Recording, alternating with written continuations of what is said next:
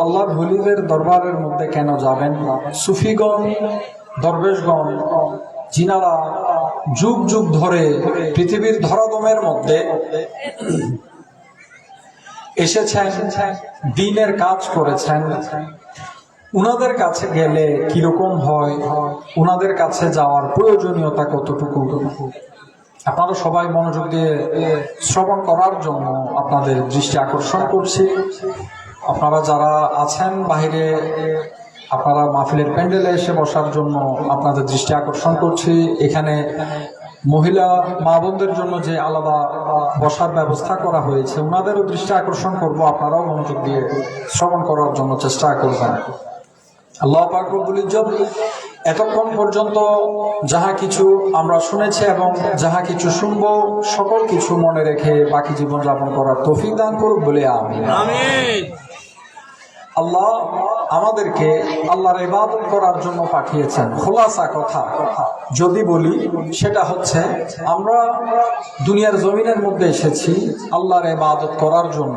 কোনো ব্যক্তি যদি তিনি আল্লাহর ইবাদত ব্যতীত আল্লাহর সাথে নাফরমানি করে, আল্লাহর ইবাদত বন্দেগীকে বাদ দিয়ে যদি সারাটা জীবন সে কাটিয়ে দেয়, যখন সে মৃত্যুবরণ করবে, তাহলে তার থেকে আযাব ভোগ করতে হবে না?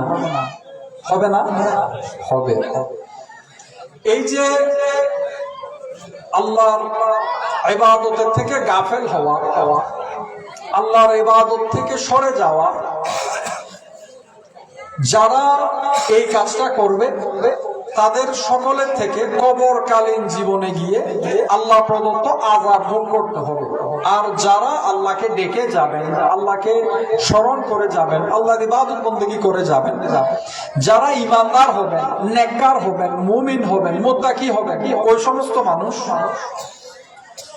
তারা কবরের মধ্যে পদার্পণ করার পরেও আল্লাহর হুকুম অনুযায়ী বাকি ফর্মালিটি যেগুলো আছে এগুলো করার পর, এগুলো পালন করার পর আল্লাহ তাদেরকে একটা উন্নত মানের অবস্থান দান করবেন। উনারা জান্নাতি হবেন। যদি আল্লাহকে না ডাকে তাহলে দুজকের আযাব ভোগ করতে হবে, আল্লাহকে রাজি করে গেলে জান্নাতে যাবে। কথা সিম্পল। মূল কথাটা যেটা আমি বলেছিলাম সেটা হচ্ছে আল্লাহর ইবাদত করার জন্য আমরা দুনিয়াতে এসেছি, এটাতে তো কারোর কোনো আপত্তি নাই। ইবাদত করার জন্য কি কি লাগে? এই যে আমরা আল্লাহর ওলিদের কাছে যাব, কোন সুফি দরবেশের কাছে যাব, কেন যাব, কি কারণে যাব? কোরআন আছে, হাদিস আছে। এখন যেই দুনিয়া, এখন সিহাসিটা আপনি মোবাইলের অ্যাপস এর মধ্যে পাবেন, আপনি কোরআন শরীফ মোবাইলের অ্যাপস এর মধ্যে পাবেন। তো আপনি এগুলো দেখলেন, ইবাদত বন্দেগী করলেন, হয়ে গেল। কোন পীর মাশায়েখের দরকার কি? কোন সুফির দরকার কি? কোন একজন ওলির কাছে যাওয়ার দরকার কি? আমরা অনেকে এরকম মনে করে থাকি। আসলে দরকার আছে। কথাটা বুঝার জন্য আমি কিছু বলবো এখন, সেগুলো একটু মনোযোগ দিয়ে শ্রবণ করবেন। একটা কথা বাদ গেলে পরবর্তী কথাটা বুঝতে কষ্ট হয়ে যাবে। আমরা যখন ইবাদত করব, ইবাদত করার জন্য মনে করেন আপনি নামাজ আদায় করবেন, আপনি সর্বপ্রথম খেয়াল করবেন কি আপনার শরীর পবিত্র আছে কিনা, ঠিক আছে কিনা। আপনার উপর যদি গোসল ফরজ হয়, আপনি কি এতটুকুর মধ্যে কি আপনি নামাজ পড়বেন? আপনি কোরআন তেলাওয়াত করবেন? করবেন না। আপনি আগে ফরজ গোসলটা করবেন, আপনার দৈহিক পবিত্রতাটা অর্জন করবেন, তারপর আপনি গিয়ে যে ইবাদতটা করার খেয়াল করেছেন, নামাজ আদায় করেন, কোরআন তেলাওয়াত করেন, আপনি এগুলা করবেন। আপনার ইবাদত যখন করার ইচ্ছা হয়েছিল, আপনি তখন সর্বপ্রথম নিজের দিকে আপনি খেয়াল করলেন, খেয়াল এটা করলেন যে আপনার শরীর পবিত্র নাকি অপবিত্র। এটাই তো মূল কথা। অপবিত্র শরীর নিয়ে আমরা আল্লাহর ইবাদত করতে যাই না। আমরা পবিত্রতা অর্জন করার পরে আমরা আল্লাহর ইবাদতের মধ্যে মসরুফ হই। এবার দেখুন, আপনি আল্লাহর ইবাদতের জন্য দেহকে পবিত্র করলেন, বুঝলাম, কিন্তু আপনার মধ্যে যে অন্তরটা আছে সেই অন্তরটা পবিত্র করলেন না। আপনারা আমার দিকে দেখবেন, এদিক ওদিকে তাকাবেন না, আমার দিকে দেখবেন। আপনি আল্লাহর ইবাদতের জন্য আপনার দৈহিক পবিত্রতা অর্জন করে ফেললেন, কিন্তু আপনার অন্তরের পবিত্রতা আছে কি নাই সেটার দিকে আপনি কখনো দৃষ্টিপাত করেন নাই। যেমন দেখুন অন্তরের পবিত্রতা কি। মুসলমান ঈমানদার তাদেরকে বলা হয় যাদের জবান এবং অন্তর এক। দুই না, দুই হয় মুনাফিকের। কার হয়? মুনাফিকের। অনেক মানুষ ছিল যারা আমার নবীর জমানার মধ্যে যখন আমার নবীর সামনে এসে বসতো তখন তারা বলতো নিজেকে যে আমরা মুসলমান, আমরা মুসলমান। তারা নামাজ আদায় করতো, তারা ভালো কাজ করতো, একদম একটা মুসলমানের চলাফেরা যে এরকম হুবহু ওইরকম। তারাও মুসলমান ছিল, কিন্তু নামটাও আসতে প্রকৃত মুসলমান হতে পারে না। কারণ কি?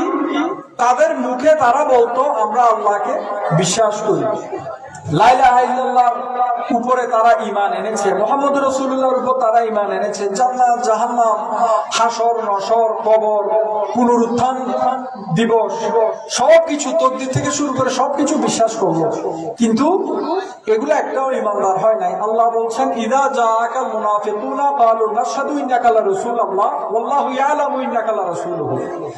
তারা বলছে, তাদের অবস্থাটা আল্লাহ এভাবে বর্ণনা করছে যে যখন আপনার কাছে মুনাফিকরা এসে বলে যে আমরা সাক্ষ্য দিচ্ছি যে আপনি আল্লাহর রাসূল, আল্লাহ ভালো করে জানে যে আপনি আল্লাহর রাসূল, কিন্তু এই একই আয়াতের মধ্যে আল্লাহ পাক রব্বুল ইজ্জত শেষ পার্টের মধ্যে কি বললেন? ইনাল মুনাফিকিনা লাকাযিবুন। আল্লাহ বলছেন যে তারা এসে বলল আপনি আল্লাহর রাসূল, আল্লাহ ভালো করে জানে আপনি আল্লাহর রাসূল, কিন্তু একই আয়াতে আল্লাহ স্বীকারোক্তি দিচ্ছেন মুনাফিকরা মিথ্যাবাদী। মুনাফিকরা কি? মিথ্যাবাদী।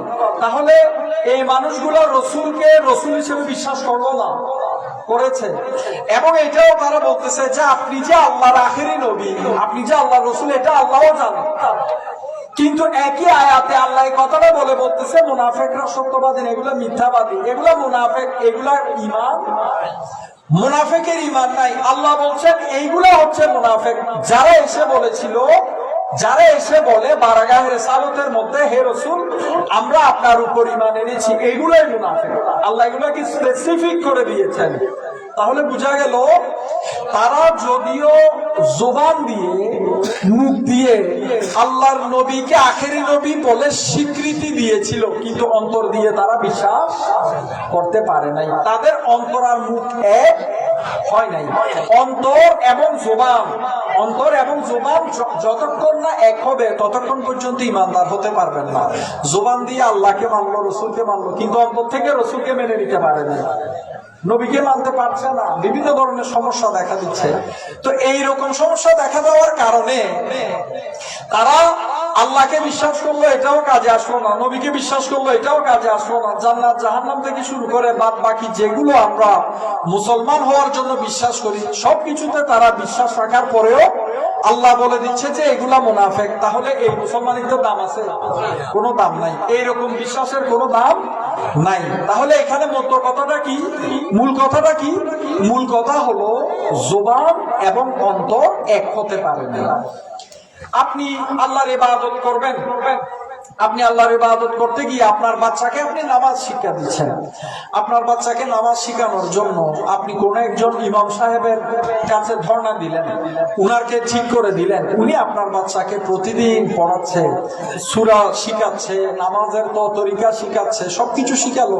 আপনার বাচ্চা নামাজ পড়তে শুরু করলো। আমরা যেভাবে আমাদের মা বাবা যেভাবে আমাদেরকে শিখিয়েছেন ঠিক একই আদলে বাচ্চাটা নামাজ পড়তে শুরু করলো। বাচ্চাটা যখন বড় হয়ে গেল, এখন দেখার বিষয় হচ্ছে ওই বাচ্চাটা বালেগ হওয়ার পর যখন সে আল্লাহর ইবাদত করতে যাচ্ছে তখন তার অন্তর আল্লাহর দিকে কতটুকু ধাবিত হয়েছে। অনেকে আছে যে শুক্রবারে একদিন একটা জুমা পড়ে, অনেকে আছে জীবনের মধ্যে জুমা বলেন, ওয়াক্তিয়া নামাজ বলেন, নফল বলেন, কোনো নামাজই পড়ে না। এইটা চিন্তা করে যে বৃদ্ধ হলে তওবা করবো, আল্লাহর কাছে মাফ চাইবো, এরপরে আমরা ইবাদত বন্দেগী করবো। এরকম এক একজন এক এক ধরনের চিন্তাধারা, যতগুলা মাথা চিন্তাও তত ধরনের, পুরুষ বলেন আর মহিলা বলেন। এখন আপনি আল্লাহর ইবাদত করছেন, আপনার থেকে কোনো পীর নাই, আপনার থেকে কোনো পথ প্রদর্শক নাই, কোনো রাহবার নাই, আপনি কারোর কাছে বায়াত গ্রহণ করেন নাই, কোনো ওলির দরবারে যান নাই, কোনো দরবেশের কাছে আপনি ধর্ণা দেন নাই, আপনি নিজে নিজে নামাজ শিখলেন, আপনি শরীয়তের তামাম আহকাম জানলেন, জেনে আপনি নিজে নিজে সবকিছু পালন করার চেষ্টা করছেন। তো এটা তো ভালো কাজ। এখন সমস্যাটা কোন জায়গায় হচ্ছে? পীর ও মুর্শিদ দরকার হচ্ছে কোন জায়গায়, এটা বুঝাচ্ছি আপনাদেরকে। আপনি সবকিছু নিজে নিজে শিখে গেলেন, নিজে নিজে শিখে আপনি সবকিছু করতে লাগলেন, কিন্তু আপনার নামাজ, আপনার রোজা, আপনার হজ, আপনার যাকাত, আপনার তামাম ইবাদত বন্দেগী এগুলা করার পরেও ওই নামাজের যে একটা ফজিলত আপনার জীবনের উপরে পড়ার কথা সেটা পড়তেছে না, তাহলে সমস্যা হয়ে গেল না?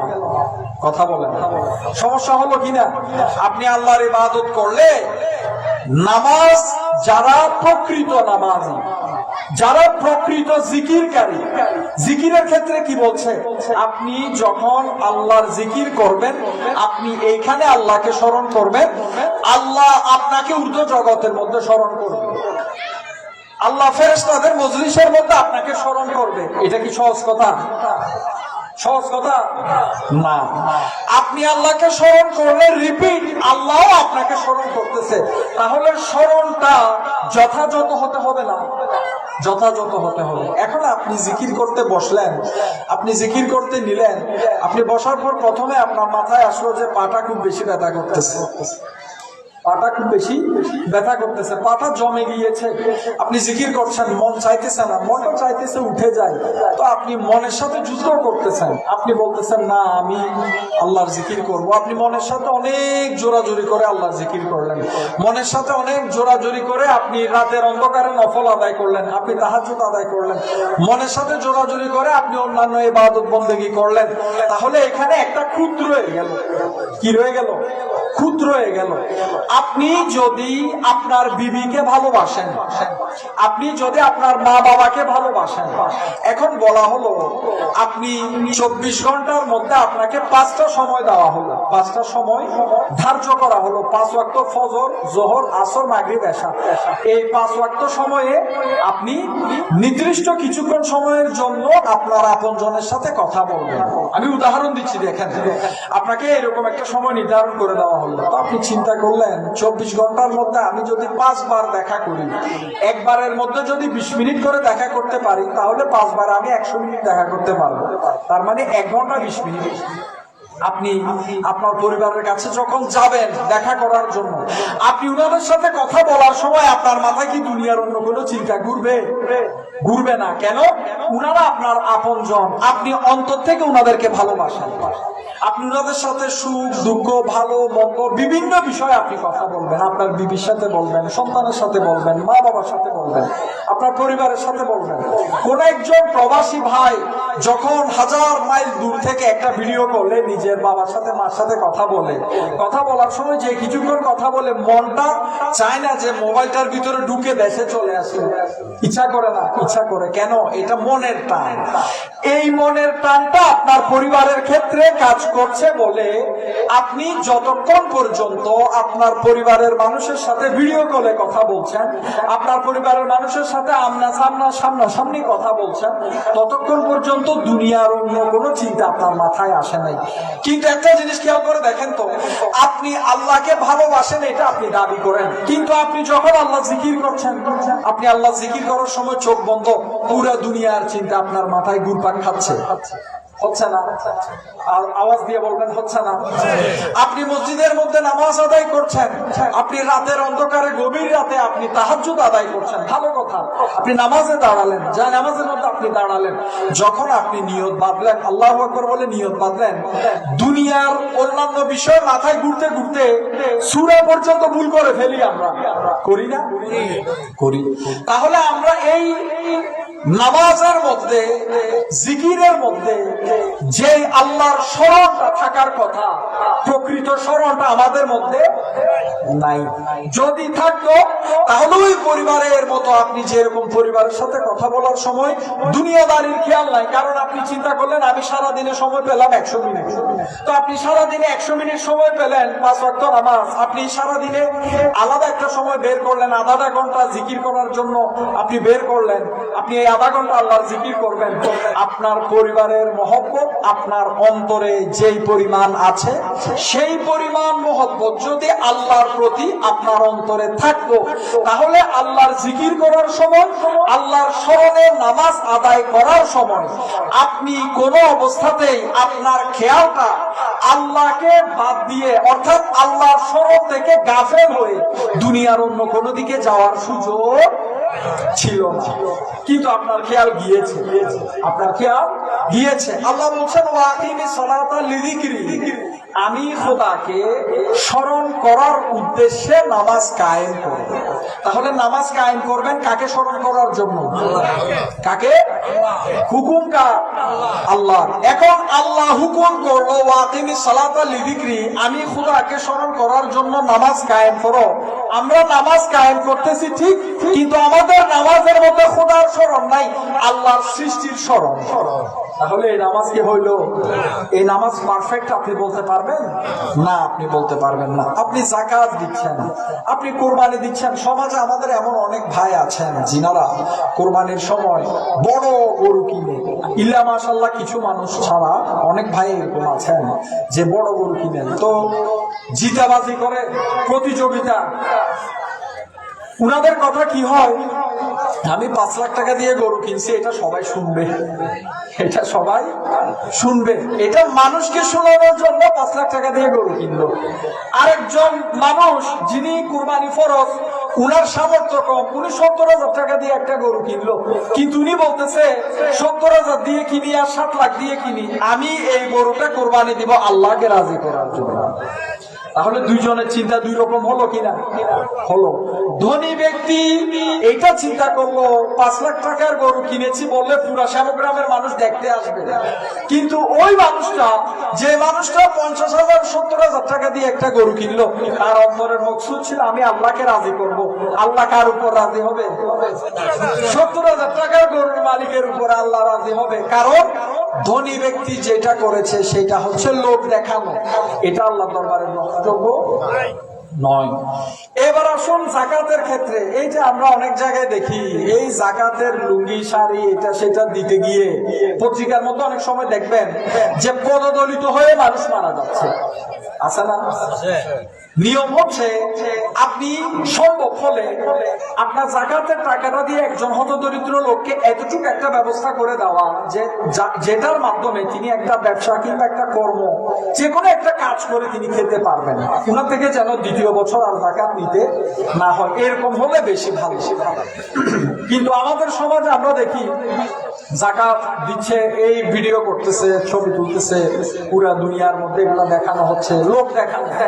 লোক দেখানো কাজ আল্লাহ পছন্দ করেন না, আল্লাহ কোনো অবস্থাতে লোক দেখানো কাজ পছন্দ করে না। তাহলে আমরা দেখতে পাচ্ছি আমাদের প্রত্যেকটা কাজে আমরা যেসব কাজ আল্লাহকে রাজি করার জন্য করার আমল যেগুলো করার চেষ্টা করছি, সেগুলোর মধ্যে কোনো না কোনো বড় ধরনের ভুল আছে।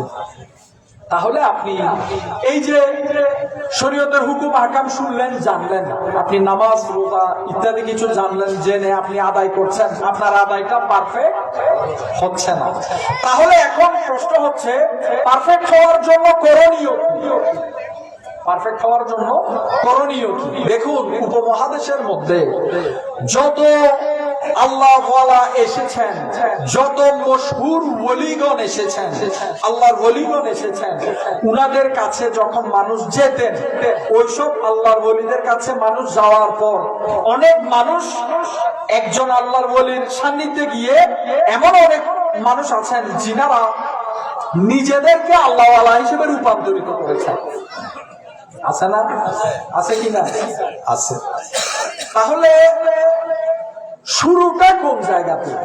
বুঝার বিষয় হচ্ছে শুরুটা কোন জায়গাতে। দেখুন, আপনি যখন কোন একজন আল্লাহর ওলির কাছে যাবেন, সত্যিকারের আল্লাহর ওলির কাছে যাবেন, আপনি ওনার কাছে গিয়ে বললেন আমি তাকওয়া অর্জন করতে চাই, আমি তাকওয়া অর্জন করতে চাই, আমি আল্লাহ পাক রব্বুল ইজ্জতের প্রকৃত ইবাদত করতে চাই, আমি নামাজের মতো নামাজ আদায় করতে চাই, জিকিরের মতো জিকির আদায় করতে চাই, এমন জিকির এমন নামাজ যে ইবাদতের মধ্যে আমার খেয়াল দেয়া আল্লাহর দিকে থাকবে, দুনিয়ার দিকে যাবে না। আপনি এই জিনিসটা জানতে চাইলেন যে আমি এইরকম যোগ্য হিসেবে নিজেকে রূপান্তরিত করতে চাই। আপনি একজন আল্লাহর বলি, আপনি আমাকে রাস্তা পাঠান, রাস্তা দেখান। ইতিহাসের মধ্যে অনেক আল্লাহর বলি আছে জিনাদের কাছে সাধারণ মানুষ যখন গিয়েছে যে আমি আমাকে চিনতে চাই, আমি আমাকে চিনতে চাই, তো আমি আমাকে চিনতে চাওয়া মানে কি এটা একটু বুঝিয়ে দেই। এই যে আপনি নামাজে দাঁড়ালেন, আপনি আপনার বদনী ইবাদত, আপনার দেহটা নামাজে আছে না, আপনি নামাজের সিস্টেম তরিকা আপনি পালন করছেন না, পালন করছেন, কিন্তু আপনার নামাজ পারফেক্ট হচ্ছে না। কেন? আপনার অন্তরটা জায়গায় নাই, আপনার অন্তরটা দুনিয়া ঘুরে বেড়াচ্ছে। আপনার শরীর নামাজে থাকলেও আপনার মনটা নামাজে নাই, মনটা বাহিরে। তাহলে বোঝা গেল আপনার ভিতরেও আরেকটা আপনি আছে। আরেকটা আপনি বলতে কি, এই যে আল্লাহ আমাদের অস্তিত্বের সাথে যেই নফসকে নফসের সংমিশ্রণ করে দিয়েছেন, নফসকে আলাদা করা যায় না। এই যে আমাদের মধ্যে এই নাভির 2 আঙ্গুল নিচে নফস, নফসের তাড়না। মনে করেন আপনার একজন ভাই কোন একটা কাজে উন্নতি লাভ করল, এখন আপনি চিন্তা করছেন যে আমার ভাইয়ের কাছে এতগুলা টাকা, আমার কাছে কেন হলো না? আমি যদি পারতাম তার থেকে এগুলা, তার এই টাকা পয়সাগুলো আমি ধ্বংস করে দিতাম। এটা কার চিন্তা? আপনার নফসের তাড়না। কার তাড়না? নফসের তাড়না। তাহলে বোঝা গেল আপনার ভিতর থেকে আরেকটা সত্তা কথা বলতেছে। ওই সত্তাটা যখন কথা বলে, আপনি ওই সত্তার কথাই প্রভাবিত হয়ে গেলে আপনি খারাপিতে লিপ্ত হচ্ছেন, আপনি খারাপিতে লিপ্ত হচ্ছেন।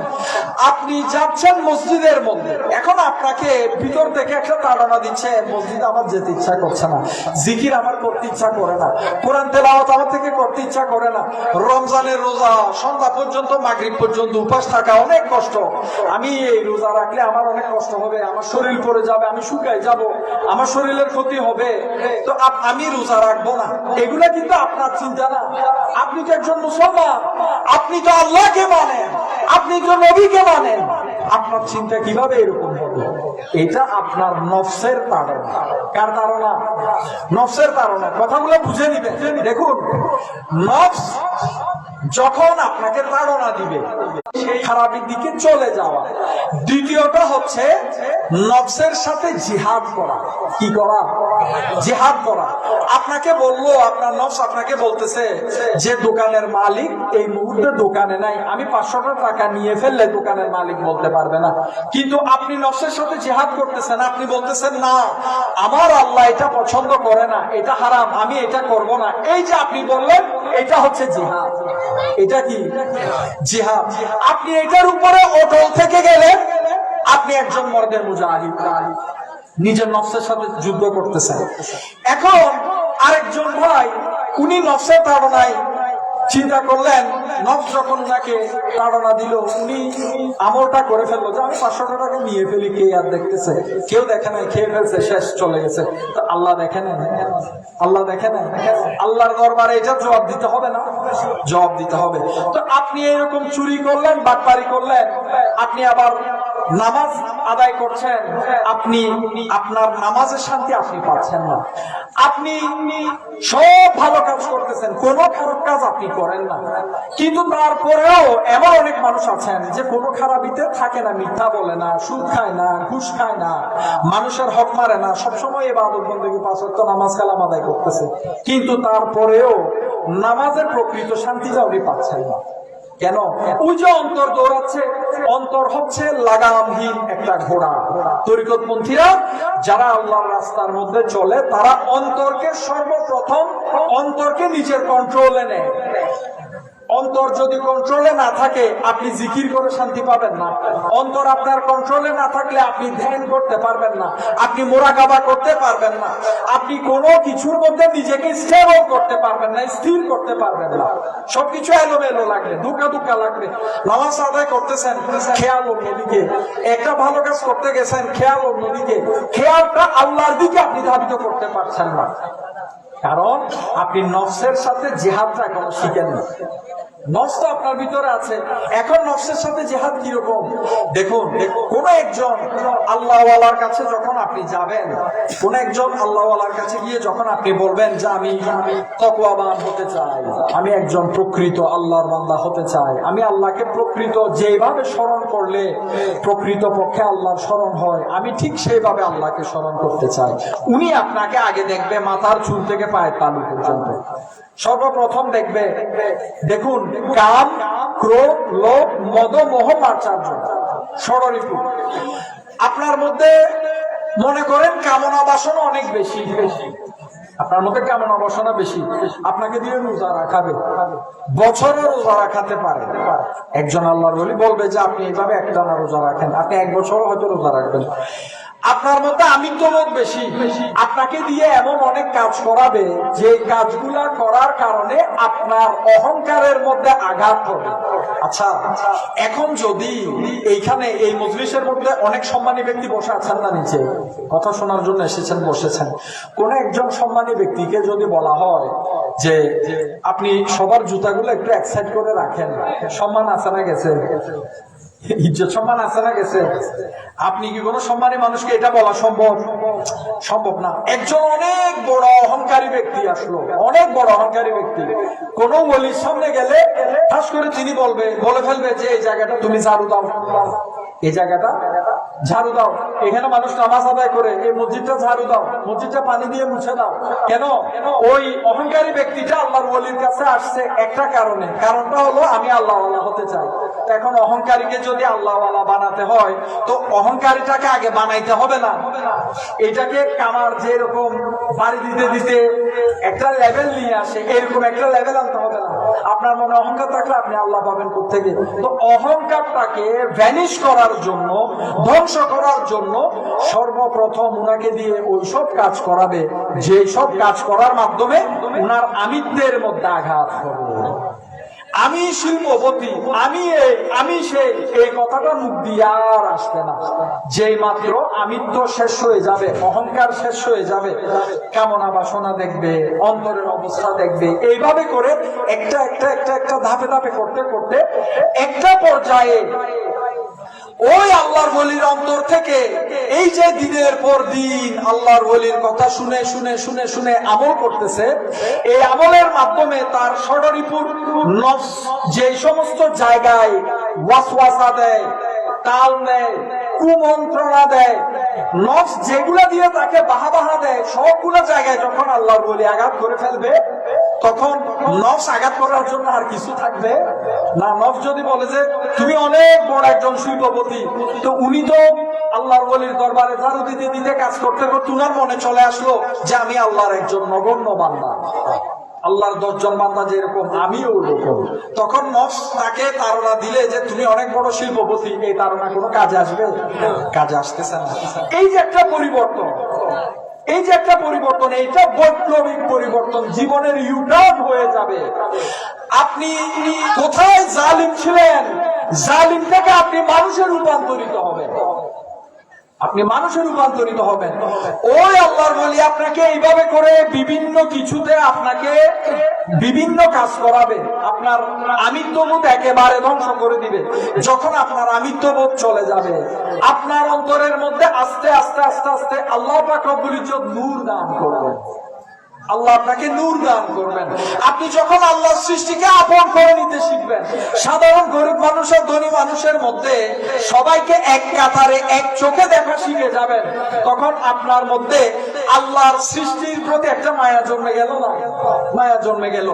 আল্লাহ যে এই ছোট একটা পিপিলিকা, কোথায় কিডনি, কোথায় লিভার, কোথায় কি, আল্লাহ এইরকম একটা সৃষ্টি, আল্লাহ এটাকে রিজিকও দিয়েছেন। তো যে আল্লাহ এটাকে সৃষ্টি করেছে সেই আল্লাহ তো আমাকেও সৃষ্টি করেছে। যে আল্লাহ আমাকে রিজিক দিচ্ছে সেই আল্লাহ তো এই পিপিলিকাকেও রিজিক দিচ্ছে। তাহলে আমি কিভাবে এই পিপিলিকাকে পদদলিত করি? আমার দ্বারা তো সম্ভব না একটা পিঁপড়া সৃষ্টি করা। আমার আল্লাহ সৃষ্টি করেছেন, আমি এটাকে পারলে আমি এটা ভালো করলাম, আমি এটার প্রতি কোনো কিছু করব না। এই আল্লাহর সৃষ্টির প্রতি আপনার অন্তরে মায়া আসলো, এই পরিবর্তন, এটাকে বলা হয় কি? পরিবর্তন। এইরকম পরিবর্তন হতে হতে একটা পর্যায়ে আসবে যে আপনার অন্তরে ইশকে খোদা প্রবেশ করবে, আল্লাহর ভালোবাসা প্রবেশ করবে। ওই সুফি, ওই দরবেশ, ওই ওলি আপনাকে পরখ করবেন, বারবার যাচাই করবেন আপনার অবস্থা, আপনার যেটা লাগবে আপনাকে ওই ট্রিটমেন্টটা দিবে, আপনাকে যাচাই করবে। এখন আপনার অন্তরে যে মাত্র আল্লাহর প্রেম, মওলার প্রেম যখন আপনার অন্তরে চলে আসলো, আপনার জীবনের সমস্ত কিছুর মধ্যে পরিবর্তন আসা শুরু হয়ে গেল। সবকিছুর মধ্যে পরিবর্তন আসবে। এই যে এখন মদকে ভয় লাগে, এখন কি লাগে? ভয় লাগে। যদি বলে যে আমি কালকে মারা যেতে হবে, শরীরটা কাঁপুনি দিয়ে উঠবে যে অন্ধকার কবরে যেতে চায় না, কিরকম না কিরকম হয়, এমন হয় তেমন হয়। দুনিয়া মুমিনের জন্য না, মুমিনের জন্য দুনিয়া এটা কারাগার। এটা কি? কারাগার। এই দুনিয়া থেকে যখন মুমিনরা যাবে, সেই দিনটা হচ্ছে তাদের জন্য প্রকৃত একটা আনন্দের দিন, প্রকৃত একটা আনন্দের দিন। মাওলায়ে হাকিকির সান্নিধ্যের মধ্যে যাবে সেই দিন। তো আমরা তো মদকেই ভয় পাচ্ছি। মদকে যতক্ষণ পর্যন্ত ভয় লাগবে, ততক্ষণ পর্যন্ত মনে করতে থাকবেন যে আপনি এখনো মুমিনই হন না। মনে কষ্ট আনার কিছু নাই, আপনি এখনো মুমিনও হতে পারেন নাই। মুমিন হয়ে গেলে আপনার থেকে মতের ভয়টা লাগতো না।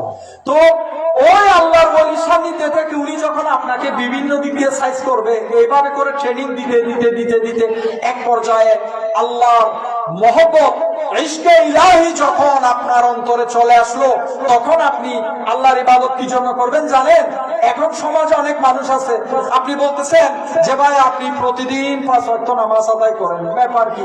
তখন তিনি বলতেছে 5 ওয়াক্ত নামাজ আদায় না করলে গুনাহগার হবে, গুনাহগার হলে মৃত্যুর পরে দুজকে যেতে হবে, সেই জন্য 5 ওয়াক্ত নামাজ আদায় করে, এটা আল্লাহর হুকুম। এটা এক ধরনের দৃষ্টিভঙ্গি। আল্লাহ ওয়ালাদের সান্নিধ্যে যারা যায় তাদের উত্তর কিরকম হবে? কোন ওলি, কোন সুফি, কোন দরবেশের সান্নিধ্যে যাওয়ার পর ওই মানুষের উত্তর কি হবে? ওই মানুষের উত্তর হবে যে আমি জান্নাতের লোভে কিংবা জাহান্নামের ভয়ে নামাজ আদায় করছি না। কথাটা খেয়াল করবেন, জান্নাতের লোভে কিংবা জাহান্নামে যাওয়ার ভয়ে আমি নামাজ আদায় করছি না। তো আপনি নামাজ আদায় কেন করছেন? তখন তিনি বলবে যে আমি আমার আল্লাহকে স্মরণ করার জন্য নামাজ আদায় করছি, আমি আমার আল্লাহকে ভালোবেসে নামাজ আদায় করছি, আমি আমার আল্লাহর রাজি খুশি সন্তুষ্টি পাওয়ার জন্য নামাজ আদায় করছি, আমার আল্লাহর রাজি খুশি সন্তুষ্টি পাওয়ার জন্য আমি জিকির করছি। প্রত্যেকটা ভালো কাজের পিছনে একটাই উদ্দেশ্য, সেটা হচ্ছে আমি আমার মওলাকে ভালোবাসি। তাহলে যে ব্যক্তি আপনাকে একটু আগে বলেছিল আমি জান্নাতে যাওয়ার জন্য, সওয়াবের জন্য, জাহান্নাম থেকে নিজেকে বাঁচানোর জন্য নামাজ পড়তেছি, ওই ব্যক্তির চিন্তা আর এই ব্যক্তির চিন্তা আলাদা হইল কিনা? আলাদা হইল কিনা? আলাদা হইল। একটা প্রথম ব্যক্তি হচ্ছেন সে যে সেলফ প্রোটেক্ট, যে নিজেকে বাঁচানোর চেষ্টা করছিল, নিজেকে বাঁচানোর চেষ্টা করছিল। সেটা কিরকম, যে আমি জাহান্নামে যাব না। তো জাহান্নামে না যাবে কই যাবেন, আমি জান্নাতে যাব। তো নিজেকে বাঁচানোর জন্য নামাজ আদায় করা, এটা হচ্ছে মায়ের ডরে নামাজ। কিসের ডরে? মায়ের ডরে নামাজ। আর যখন বলছে যে না, আল্লাহ আমার আমল নামা দেখার পরে আল্লাহ যদি আমাকে জাহান্নামে দেয় তাহলে জাহান্নামে দিল, আল্লাহ যদি আমাকে জান্নাতে দেয় তাহলে জান্নাতে দিল, কিন্তু আমাকে সেইখানে দিবে যেখানে দিলে আমার খোদা রব্বুল আলামিন খুশি হবে। তাহলে দৃষ্টিভঙ্গি দুই রকম হয়ে গেল না? দুই রকম হয়ে গেল। তাহলে চিন্তা করে দেখুন তো, এইবার চিন্তা করে দেখুন, এত বছর পর্যন্ত যে হায়াতে জিন্দেগিটা কাটিয়ে এসেছেন, এত বছর যে নামাজ আদায় করেছেন, যে রোজা রেখেছেন, যে হজ করেছেন, যে উমরা করেছেন, ওইসব মানুষ আপনারা কে কি চিন্তা করে ইবাদত গুলা করেছিলেন? হায়াতে জিন্দেগির অনেক সময় চলে গিয়েছে, অনেক সময় চলে গিয়েছে। বাকি সময়টুকু কাজে লাগাতে হবে। আল্লাহ যে কোনো একটা কাজের উপর রাজি হলে আপনার জীবনের সবগুলো চোখের পলক ফেলার আগে মাফ করে দিবেন। আল্লাহ মাফ করে দিবেন। আল্লাহ রহিম, আল্লাহ করিম, আল্লাহ রহমান। আল্লাহর কাছে দয়ার কোনো সীমা নাই। আল্লাহ যত মন চাইবে, যতটুকু ইচ্ছা আল্লাহ দয়া করবে, আল্লাহ যত চাইবে তত ক্ষমা করবে। আল্লাহর কাছে আগে আত্মসমর্পণ তো করুন। আগে আল্লাহর দরবারে চোখের পানি ছেড়ে আল্লাহর দরবারে মাফ তো চান।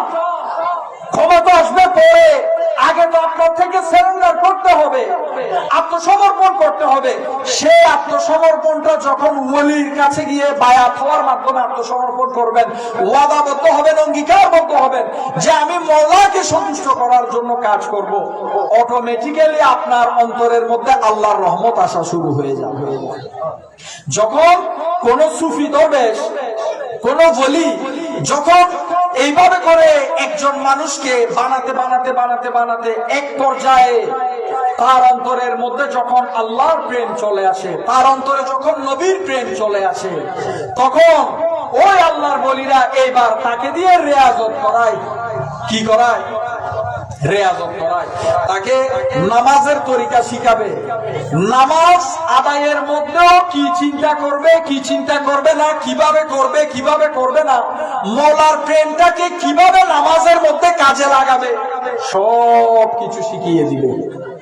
যখন আস্তে আস্তে আস্তে আস্তে এভাবে করে উনি ইবাদত করতে থাকবে, তখন ইবাদতের মধ্যে একটা লজ্জত, একটা স্বাদ তিনি লাভ করবেন। আপনি এত বছর নামাজে কোনো স্বাদ পান নাই, আপনি নামাজের স্বাদটা লাভ করতে শিখবেন। আপনি এত বছর জিকিরের মধ্যে কোনো স্বাদ পান নাই, আপনি জিকিরের স্বাদটা আপনি পেতে শুরু করবেন। যখন নামাজের স্বাদ আপনি পাবেন, তখন ওই ইন্নাস সালাতা তানহা আনিল ফাহশাই ওয়াল মুনকার, যখন নামাজের স্বাদ পাবেন, যখন প্রকৃত নামাজি হবেন, ওই সময়ের নামাজটা আপনাকে মুনকার কাছ থেকে, ফাহিশার কাছ থেকে বিরত রাখবে। কিন্তু যতদিন পর্যন্ত আপনি নিজেকে ওই রকম যোগ্য করতে পারেন নাই, ততদিন পর্যন্ত যে নামাজ আদায় করেছিলেন, নামাজের গায়ে নামাজও পড়তেন, খারাপের গায়ে খারাপও করতেন। মুনকার কাছ থেকেও বাঁচাতে পারেন নাই, ফাহিশার কাছ থেকেও নিজেকে বাঁচাতে পারেন নাই। কিন্তু যেই মাত্র আপনার ইবাদতটা পারফেক্ট হয়ে গেল, মওলার প্রেম অন্তরে নিয়ে আপনি যখন ইবাদত করা শিখে ফেললেন, তখন আপনার অন্তরের মধ্যে মওলার নূর বর্ষণ হওয়া শুরু হয়ে যাবে। নূর বর্ষণ হওয়া শুরু হয়ে যাবে। পুরা গ্রাম কি গ্রাম মানুষ যদি দেখেন এইরকম দুইজন একজন নামাজি পেতে কষ্ট হয়ে যাবে। দুনিয়ার এখন বর্তমান যে অবস্থা, গ্রাম বলেন, শহর বলেন, এরকম একটা দুইটা নামাজি পেতে কষ্ট হয়ে যাবে। এইরকম নামাজের মধ্যে মওলা আলী বলছেন, আমি আলী ওই খুদাকে সিজদা করি না, ওই খুদার ইবাদত করি না যে খুদাকে নামাজের মধ্যে আমি আলী দেখি না। হযরতে মওলা আলী আল্লাহ পাক রব্বুল ইজ্জতের দিদার পেয়েছেন হালতে নামাজের মধ্যে। হালতে নামাজের মধ্যে মওলা আলী হচ্ছেন শাহিনশাহ বেলায়েত, সমস্ত ওলিকুল শিরোমণি, হেড অফ দ্য ডিপার্টমেন্ট। যে বেলায়েতের যুগ, বেলায়েতের দ্বার দরজা, সেটা স্বয়ং হচ্ছেন হযরতে মওলা আলী শের খুদা। মান কুনতু মাওলাহু ফাহাদা আলিয়ুল মাওলা, আনা মদিনাতুল ইলমি ওয়া আলিয়ুন বাবুহা। ইলমে মারিফতের রাস্তায় হচ্ছেন দুজাহানের বাদশা নবী, জ্ঞানের শহর হচ্ছেন দুজাহানের বাদশা নবী, দরজাটা হচ্ছেন হযরতে মওলা আলী শের খুদা। আমার নবী সমস্ত মুমিনের মওলা। আমার নবী বলছেন আমি যার মওলা আলীও তার মওলা। হযরতে মওলা আলী শেরে খোদার শরণাপন্ন হয়ে এইভাবে করে হযরত ইমাম হাসান, হযরত ইমাম হুসাইন এইভাবে করে আস্তে আস্তে আস্তে আস্তে আল্লাহর ওলিদের সিলসিলাটা সারা পৃথিবীতে বিভিন্ন তরিকার মাধ্যমে এগুলা ছড়িয়ে ছিটিয়ে গিয়েছে। আজকে আমরা কথা বলার আগেই আল্লাহর ওলিদেরকে অস্বীকার করে ফেলি, এটা কখনো ঠিক না। মনে রাখবেন আল্লাহর ওলিদের সহবত, এই যে এতক্ষণ যে কথাগুলা বললাম, আপনি প্রকৃত নামাজে হওয়ার জন্য মওলার প্রেমটা হাসিল করতে হবে। মওলার প্রেমটা হাসিল করার জন্য আপনি গিয়েছেন একজন আল্লাহর ওলির কাছে, উনার সাথে বসেছেন, উনার সাথে থেকেছেন, উনার সান্নিধ্যে ছিলেন, উনার কথা শুনেছেন, আমল করেছেন। এই যে এত কিছু করছেন, এই যে আপনি নিজেকে সাকসেসফুল করেছেন, আপনি প্রকৃত নামাজি হলেন, প্রকৃত জিকিরকারী হলেন, আপনার শুরুটা কি দিয়ে হয়েছে? সহবত দিয়ে, আল্লাহর ওলির সহবত দিয়ে, আল্লাহর ওলির সান্নিধ্যে যাওয়ার পর আপনার এই সমস্ত পরিবর্তনের শুরুটা হয়েছে। মনে রাখবেন সহবতে, আল্লাহর ওলির সান্নিধ্যে 100 বছরের রাস্তা। কোন ওলি আল্লাহর সান্নিধ্যে গেলে আল্লাহ চাইলে এটা এক মুহূর্তে পার হয়ে যাবে, এক মুহূর্তে পার হয়ে যাবে। হযরত বড় পীর আব্দুল কাদের জিলানী, তিনি চোরকে যখন উনাকে বলা হলো যে অমুক জায়গার মধ্যে একজন অন ডিউটির জন্য কুতুব লাগবে, আবদাল লাগবে, এখানে অনেক র্যাঙ্ক আছে, মনে করেন যে উনাকে বলা হচ্ছে যে এখানে একজন ওলি অর্থাৎ একজন কুতুব লাগবে। তিনি ঘরের মধ্যে দেখলেন যে চোরটাকে ধরলো, ধরার বলতেছে ধরো এটা নিয়ে যাও। সারা জীবন করছে চুরি, সারা জীবন কি করছে? কথা বললেন, কি করছে? চুরি করছে। সারা জীবন চুরি করছে, এটা কি ভালো মানুষ? এটা ভালো মানুষ না, ভালো মানুষ না। কিন্তু হযরতে হুজুর গাউসে পাক যখন ধরে বললেন যে নিয়ে যাও, গাউসে পাক বললেন, উনার জুবানে পাক দিয়ে বের হওয়ার সাথে সাথে এটা আল্লাহ কবুল করে ফেললেন। ওই মানুষটা কুতুব না হলেও কুতুব হয়ে গেল, আবদাল না হলেও আবদাল হয়ে গেল, ওলি না হলেও ওলি হয়ে গেল। কিভাবে? গাউসে পাকের একটা কথা। আচ্ছা, এবার মূল আলোচনার দিকে যাই, আবার পিছনের দিকে যাচ্ছি, দেখুন খেয়াল করে নেবেন। আপনি যখন নিজের নফসের সাথে জিহাদ করা কোন ওলির কাছে গিয়ে শিখে গেলেন, শিখার পর ওই ওলি আপনাকে নামাজ আদায় করতে বলবে, রোজা রাখতে বলবে, জিকির করতে বলবে, ধ্যান করতে বলবে, আপনি এগুলা করছেন, আপনি ফরজ নামাজ আদায় করছেন, পাশাপাশি আপনি নফল আদায় করছেন। যখন ফরজ, ওয়াজিব, নফল, আপনার অন্যান্য আপনার মধ্যে সবর চলে আসলো, আপনার আখলাকের পরিবর্তন হয়ে গেল, সব কিছু যখন পারফেক্ট হয়ে গেল, তখন আল্লাহ পাক রব্বুল ইজ্জত আপনাকে ভালোবেসে ফেলবেন। আল্লাহ আপনাকে ভালোবেসে ফেলবেন। আপনাকে ভালোবাসাটা কি? আপনাকে ভালোবাসাটা হচ্ছে, হাদিস শরীফে এসেছে, আল্লাহর ওলিদের ক্ষেত্রে যেটা হয়, আল্লাহ বলছে যে তারা ফরজ নফল ইবাদত করতে করতে এমন হয়ে যায় যে উনাদের ইবাদত বন্দেগী, উনারা আল্লাহকে রাজি খুশি সন্তুষ্ট করার জন্য এমন ভাবে ইবাদত বন্দেগী করে, এক পর্যায়ে আল্লাহ উনাদেরকে কবুল করে ফেলেন। শুধু তাই নয়, আল্লাহ উনাদেরকে ভালোবেসে ফেলেন। আমরা সবাই আল্লাহকে ভালোবাসি কিনা? আপাতত মনে হয় বাসেন কিনা? আল্লাহকে ভালোবাসেন। এখন একটা মানুষ দাঁড়িয়ে বলেন তো যে আমরা সবাই আল্লাহকে ভালোবাসি, ঠিক আছে, আল্লাহ আমাকে ভালোবাসে, কেউ দাবি করে বলতে পারবেন? দাবি করে বলা সম্ভব? বলা সম্ভব না। আল্লাহ ভালোবাসেন স্পেসিফিক আল্লাহর ওলিদের ক্ষেত্রে বলেছেন। আল্লাহ বলছেন, এটা হাদিস শরীফে এসেছে, যখন আপনি এরকম কোন একজন ওলির সান্নিধ্যে থেকে ইবাদত বন্দেগী করতে করতে আল্লাহ যখন আপনাকে কবুল করে ফেলবেন, তখন আল্লাহ স্বয়ং আপনাকে ভালোবাসবেন। জিবরাইল আমিনকে দেখে বলবে যে আমি খোদা আমার এই বান্দাকে ভালোবেসেছি।